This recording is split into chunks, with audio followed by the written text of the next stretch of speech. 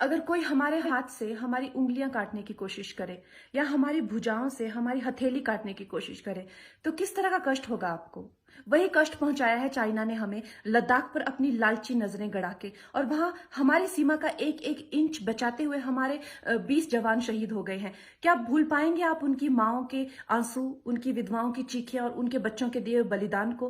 क्या ये सोचना ठीक है कि सेनाओं का जो सरहदों पे जो युद्ध होता है वो सिर्फ सेनाओं का होता है, वो सिर्फ सरकार का होता है? क्या उसमें हमारा कोई योगदान नहीं है?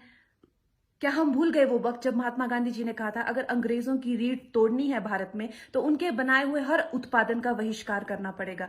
तो क्या ये जरूरी नहीं है कि हम भी इस युद्ध में हिस्सा लें? क्योंकि लद्दाख सिर्फ एक जमीन का टुकड़ा नहीं है, भारत की अस्मिता का एक बहुत बड़ा हिस्सा है, भारत की हथेली है। हम उसे किसी तरह से इस दुश्मनों के उनके गंदे इरादों में सफल नहीं होने दे सकते।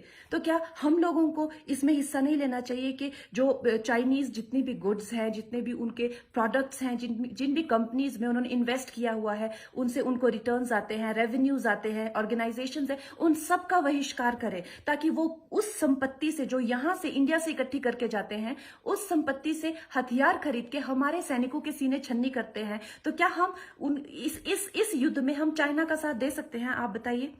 ये क्या हमारा कर्तव्य नहीं है कि हम अपनी सेनाओं का और अपने सरकार का साथ दें? तो हमें प्रतिज्ञा लेते हैं कि हम आत्मनिर्भर बनेंगे और चाइनीज गुड्स को बिल्कुल बॉयकॉट करेंगे और इस युद्ध में हिस्सा लेके भारत को जिताएंगे। जय हिंद।